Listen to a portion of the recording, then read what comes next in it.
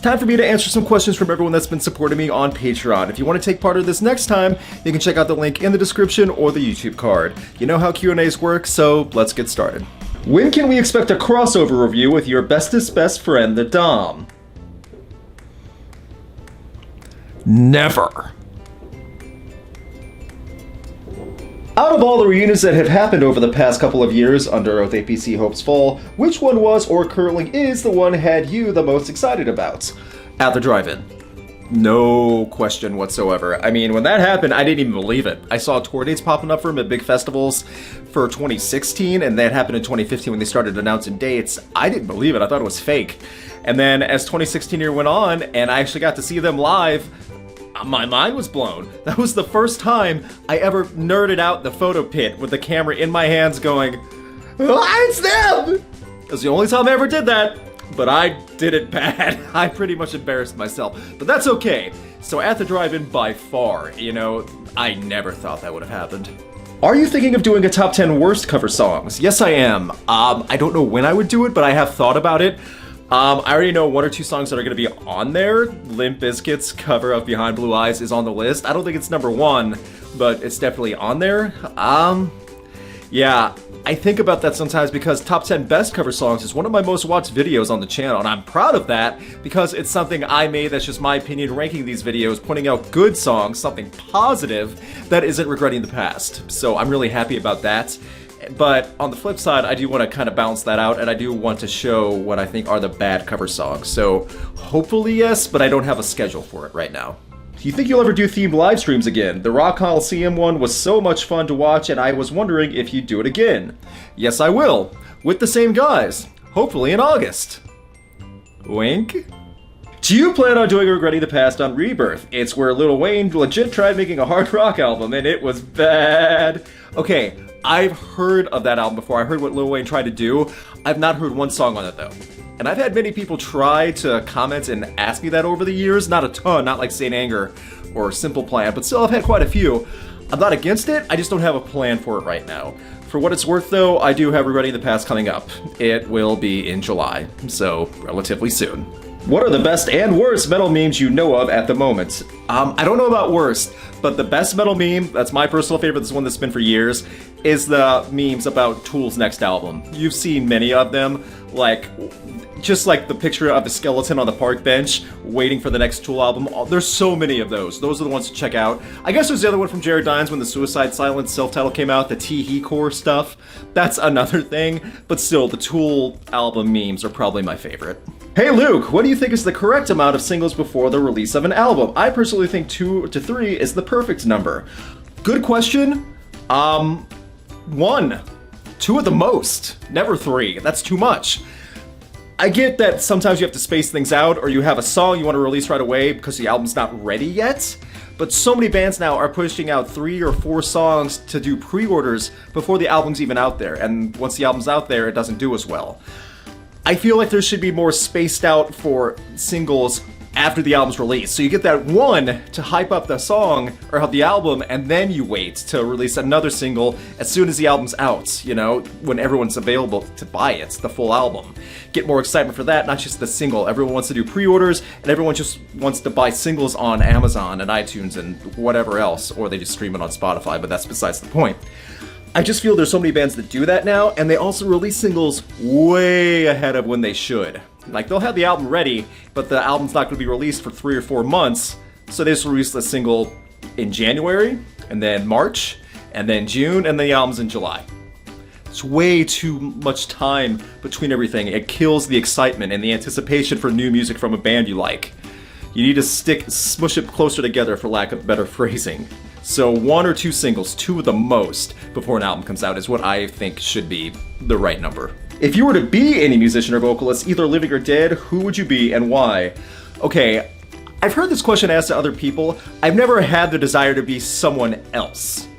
And I know that's kind of a weird way to answer that. I've never envisioned myself like, oh man, I wish I was Freddie Mercury, or oh man, I wish I was Kurt Cobain, or James Hetfield, or just anyone that was a huge name in rock or metal or whatever. I never had that desire. I've envisioned myself having that level of success, but never being the actual person. I mean, I could point to like different talents I wish I had that mimic that, but even still, never being that actual person. So I know that's a weird way to answer it, but that's just how I've always been. Where do you think the boundary between rock and metal is? What has to be in there to make a song become one or the other? I've thought about that, and I remember reading tons of articles years ago, like before YouTube, about what makes one or the other.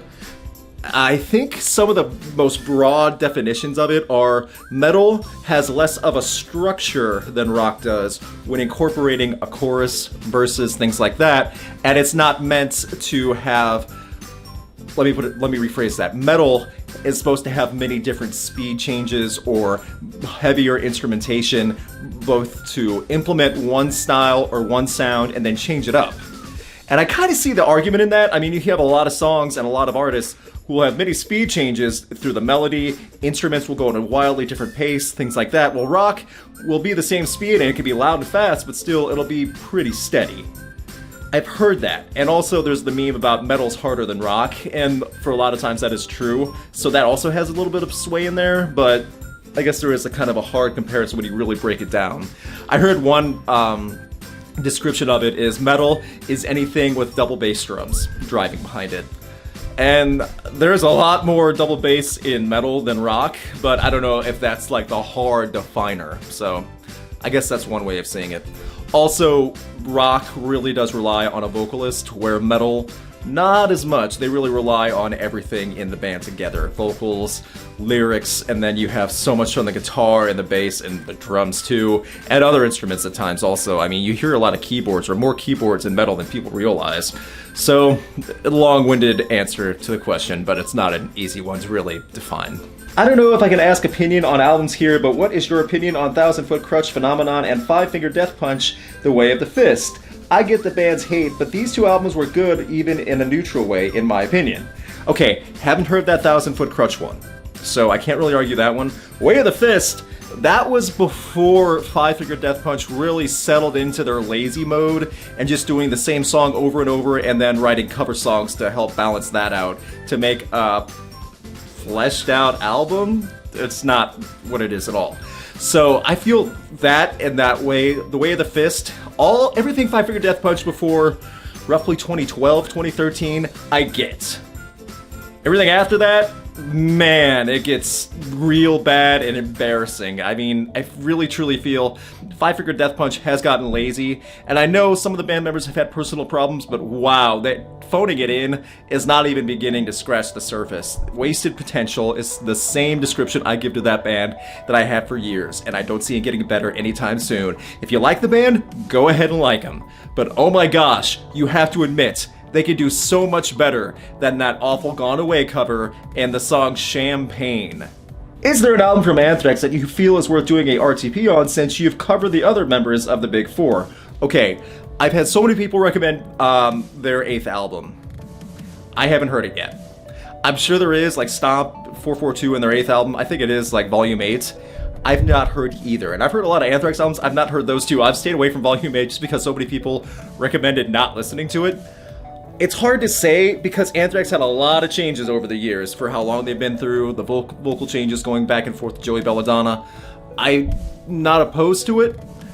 I don't know if I'll get around to it yet or not. It's not on the schedule yet. So I'm definitely thinking if I hear it and I hate it and I look back and it did sell well, then yeah, I'll cover it, but it's not on my schedule right now. So at least not for July or probably for the rest of 2018. I'm not going to do an Anthrax one.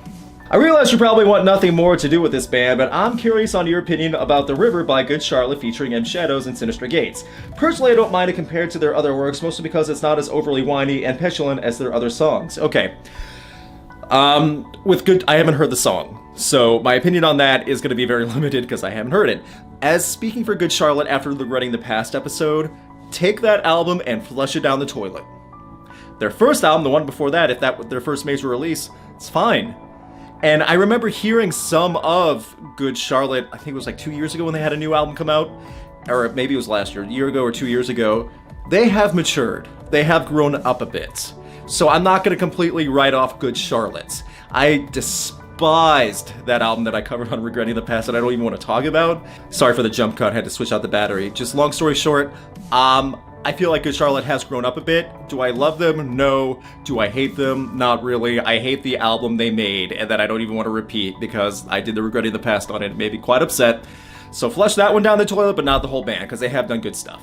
Has there ever been a rock metal musician that has really just disappointed you, either with consistently bad music after a good run, or personal behavior, someone you used to look up to now but has lost their charm on you? Okay, Days of the New. I did an all-time favorite album. That was one of my first all-time favorite album videos.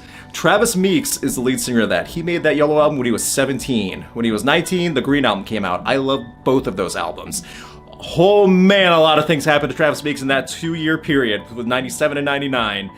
Kicking out all the other band members, hiring other musicians to help him out with the Green album, that not working, him discovering meth and hard drugs, making the Red album, which has a lot of good songs on it, but not nearly as good of an album as the previous two, him finding more meth, going to jail, being on intervention, going to jail again. Just so many things have happened. I saw him live in 2012 after years of him being away, saying that he has new music. Purple is going to come if we can get the funding. Still waiting. And from what I understand, he's still having trouble with drugs and the law. And it sucks because he is an amazing guitarist still. He still has this voice. The drugs have gotten up here. And it's a shame. And his attitude is unreliable at this point, and I wish it wasn't the case because I've heard some of the stuff that would have gone on the Purple album, the never gonna be released 4th album. It's amazing, it's gorgeous, he's on top of his game, it sounds like, but when he steps off the stage, he's a totally different person, and it's a person you can't trust, unfortunately, and that sucks to say. So yeah, that's my answer for that one. Kind of depressing, but he's definitely the one. What has been the weirdest experience you've had at a show? I've talked about this a couple times. Watching a pregnant woman try to jump into the mosh pit at Welcome to Rockville 2015. Yeah, that was the weirdest. How did I know she was pregnant? She was wearing a bikini and her belly button was protruding. I mean, she was ready to pop. So yeah, that was bad. And that was not like a Warped Tour happy band, the sunshine. This was Testament at Rockville 2015 in Florida. This was an active, heavy crowd, and this pit was going. And she tried to hop into that. That was a bad one. Weirdest in a funnier, more lighthearted way. In Atlanta at Shaky Knees, I went into one of the porta potties. I opened the door, and I saw 2 teenagers making out inside. And they were fully clothed, but the guy was sitting on the toilet seat, and the girl was sitting across his lap, and they both looked at me when I opened the door, horrified. And I was like, I guess I'll just find another one, and closed the door on him and just walked away. Seriously, those kids were terrified because they thought they were caught or something. Also, hey ladies, if your boyfriend ever tries to do something with you in a porta potty, break up with him. What are some of the best and some of the worst movies you have seen? Okay, I saw the movie Paranoia, which is Harrison Ford. That was a couple years ago. That was hot garbage. That was probably the most recent bad movie I paid full price to see in theaters. Some of the best movies I've seen in theaters, the best movie experience I've had in a little while was Logan. Seeing that in theaters, because I'm a huge X-Men fan, and for every one good X-Men film, there's 2 terrible ones. So seeing Logan really made up for a lot of that. So those are the 2 most recent movie experiences that are both bad and good, that are really high and low on the market. So as for movies themselves, I'm just thinking about that because I could list a ton of other stuff off. I could talk about, I loved Avengers, I love Star Wars, stuff like that. But I just really thinking back, those are the 2 where I had the most polar opposite experiences of loving something to death and despising something. Don't ever see Paranoia. That movie is garbage. Since you did your video on the best voices in grunge, I've been curious to know how you think the genre is going at the moment, and some of the best grunge acts putting out music at the moment. Okay, I have noticed a little bit of that, some of the grunge and post-grunge bands trying to make a surge. It's doing okay, but it's not really catching more attention than anything that's out there. I know Bush was one of the bands that's trying to make a big album this year. So I think that's kind of a big deal for Bush to try to make a comeback now. But looking at it now, I mean, it's hard to say, really how grunge is doing. The real grunge and post-grunge bands of the 90s, how they're faring.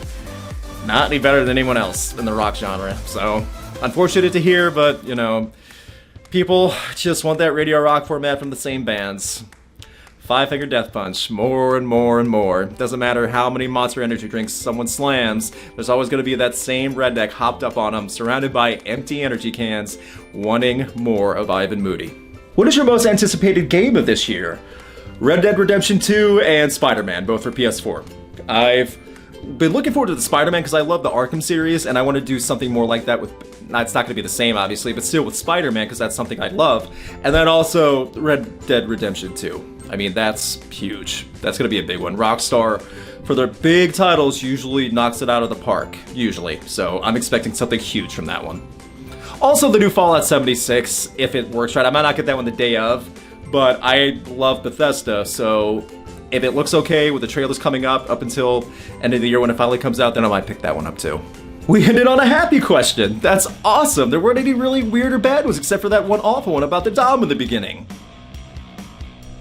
Never.